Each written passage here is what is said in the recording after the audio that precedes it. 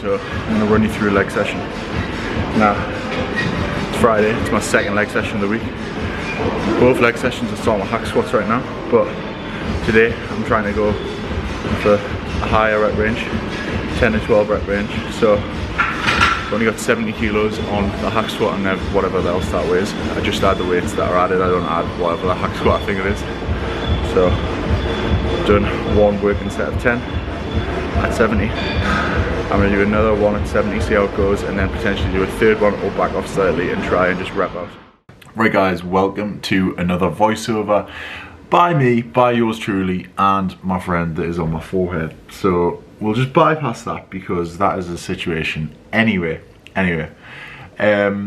So today's video is all about leg training. Now, when I've trained legs in the past, there's a few things that have worked for me. Now, I'm not saying I have the biggest legs in the world by any means. I'm not even saying I have legs anywhere near where I want them to be right now, but certain people have DM'd me. I am very tall, I'm like 6'5", whatever, maybe even 6'6", but leg training and when it comes to strength is first of all very, very difficult, and not many people at that height have respectable sort of legs. So take what you want with that. Anyway, things that have worked for me in the past, first of all, high frequency when it comes to squatting. Okay, I did a post about this on my Instagram page and I was saying that when I upped my, rather than obliterating my legs once per week and like killing them and doing like so many sets and so many different exercise variations, increasing the frequency of hitting them twice a week, if not even 3 times a week for less lifts and less exercises, sometimes benefited me more. Now, obviously, weekly and monthly volume as it increases, that is most of the time, along with intensity and time and attention, it's the main factor when it comes to muscle growth. So yeah, frequency is the first main tip that I would say when it comes to training legs. So, little confession, this is the first time I've ever put sumo deadlifts in my training program. So I'm gonna leave them in for about 8 weeks, see how I progress. The aim here is to get a little bit more glute activation because I lack glutes, and yeah, I'm gonna work them in. I feel like because it's easier to stay upright, less pressure on my lower back, I can go a little bit of a higher. I'm gonna go 6s rather than 3s, 4s, 5s that I would go on a conventional deadlift at the start of a normal session. So put it in exercise number 2. I'm gonna aim for 3 working sets of 6. Now, second thing which you will see throughout this video as I keep talking to you is working through a number of rep ranges. Now, I've started recently incorporating a lot more failure sets, so maybe doing like 2 working sets and then 2 sets to complete failure, or 1 set to complete failure. But generally what I would say is, since my legs have actually made progress, what I've done is varied through a lot of rep ranges, perhaps doing like squats anywhere from like all the way down to 3 reps, all the way up to 12 reps, then walking lunges and isolations, doing them all the way from like 12 reps to 20 reps, 25 reps sometimes.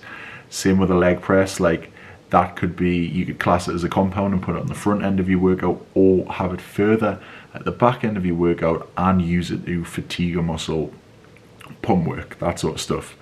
The third thing I would say, and one that is often looked, yeah, people miss this one big time, mind-muscle connection. No matter what muscle, no matter what muscle you're training, connecting that muscle and knowing like where to load it, like thinking about little pointers, thinking about little cues of different exercises is very important to engage the correct muscles. Leg training especially. Like, I always focus and I scream at clients time and time again when I'm like, when they're doing walking lunges or doing step ups and the toes are on the floor but the heel's raised, like, you should be driving that heel through the floor to get the most out of your quads, to get the most out of your glutes. And this is pretty much the same with any exercise. Thinking about how you are loading the muscle, are you loading the correct muscle that the exercise is actually selected for? So next time you come to be squatting, leg pressing, anything like that, you've just seen me leg press here, think about how it feels, Can you squeeze more? Can you change your foot position? Are you engaging the right muscles? Are you using your lower back and maybe like trying to, or your hips to try and move a heavier weight when you're not really getting the most out of your legs? Another point to make when it comes to training legs is exercise selection. People often disregard this, and I think it was a guy called Eugene Tao, who is big in the hypertrophy world right now of Instagram. Trains a lot with a guy called Mountain Dog.